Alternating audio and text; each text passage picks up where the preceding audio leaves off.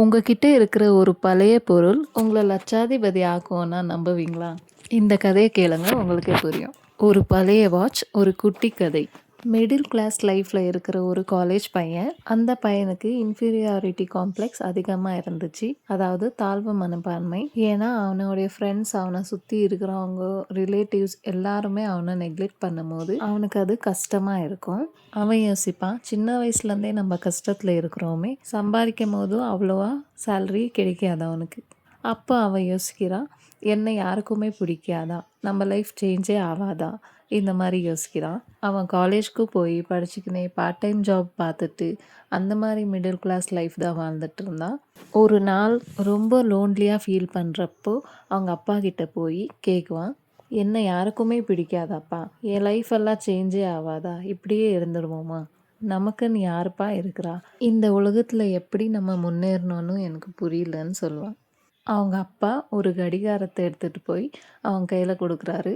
அது ரொம்ப பழைய ஓடாத வாட்ச். அது, தம்பி இந்த வாட்ச் எடுத்துகிட்டு போய் பக்கத்தில் இருக்கிற பழைய இரும்பு கடைக்காரர்கிட்ட கொடு, எவ்வளோ விலைன்னு கேட்டுட்டு வாப்பான்னு சொன்னார். ஃபஸ்ட்டு அவன் போனது பழைய இரும்பு கடை. அந்த கடைக்காரர் அந்த வாட்சை பார்த்துட்டு, இது ரொம்ப பழைய வாட்சாக இருக்குது, ஸ்டாப் ஆகிருக்கு மற்றும் துரு பிடிச்சிருக்கு, இதை நான் 20 ரூபாய் வேணால் கொடுக்க முடியும் அப்படின்னு சொன்னார். பையன் திருப்பி அவங்க அப்பா கிட்ட என்ன நடந்துச்சோ எல்லாத்தையும் விளக்குனாரு.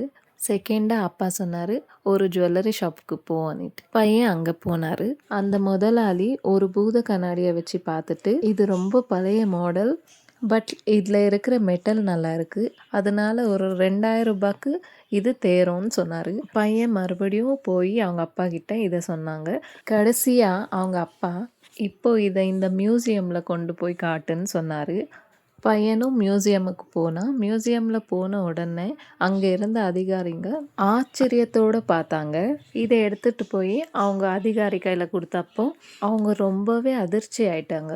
அப்புறம் சொன்னாங்க, இது ரொம்ப பழமையான ஒரு வாட்ச்சு, 200 வருஷத்துக்கு முன்னாடி ராஜா யூஸ் பண்ண வாட்ச் இது, அவ்வளோ அபூர்வமான வாட்ச் இது, இதை நாங்கள் 20 லட்சம் கொடுத்து வாங்குகிறோம் அப்படின்னு சொன்னார். பையனுக்கு ஒரே சந்தோஷமாகி அவன் வீட்டுக்கு மறுபடியும் போய் அவங்க அப்பாவுக்கிட்ட சந்தோஷமாக சொன்னார். என்னப்பா எல்லா பக்கமும் கம்மி கம்மியாக கேட்டாங்க, இவங்க மட்டும் அதிகமாக கொடுக்குறேன்னு சொல்லிட்டு இருக்கிறாங்க, எப்படி அதுன்ட்டு. அப்போ அவங்க அப்பா சொன்னார், உன்னோட மதிப்பு எங்கே இருக்குதுன்றது நீ இருக்கிற இடம் பொறுத்தது தான். உன்னை ஒரு குப்பைன்னு நினைக்கிற ஒரு இடத்துல நீ இருந்தால் உன்னோட வேல்யூ 20 ரூபாய் தான். ஆனால் உன்னோட அருமை தெரிஞ்ச இடத்துல நீ இருந்தால் நீ ஒரு வைரம். இதிலேருந்து உங்களுக்கு என்ன புரியுதுன்னா, மற்றவங்க உங்களை மதிக்கலைன்னா நீங்கள் தப்பானவங்க இல்லை, நீங்கள் தப்பான இடத்துல இருக்கிறீங்கன்னு தான் அர்த்தம்.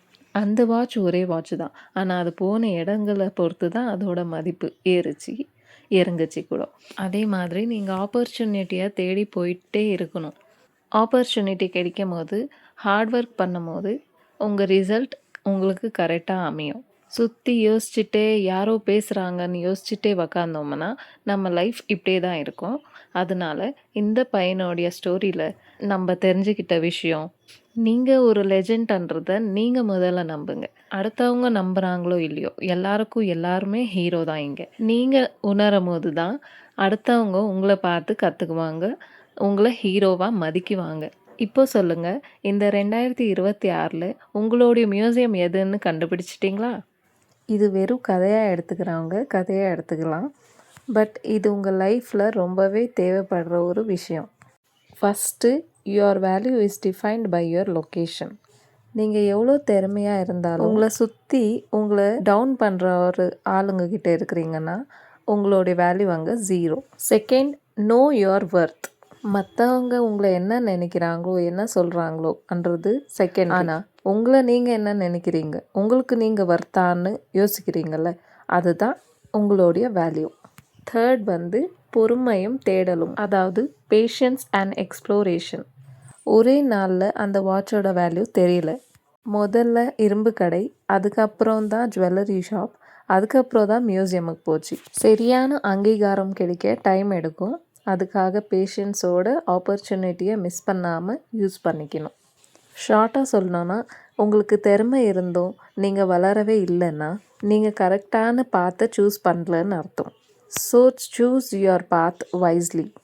இந்த வீடியோ உங்களுக்கு சின்ன மாற்றத்தை கொடுத்திருந்தா மறக்காமல் லைக் பண்ணுங்கள், ஷேர் பண்ணுங்கள் மற்றும் சப்ஸ்கிரைப் பண்ணிக்கோங்க. அடுத்து ஒரு சூப்பர் கதையோடு உங்களை சந்திக்கிறேன்.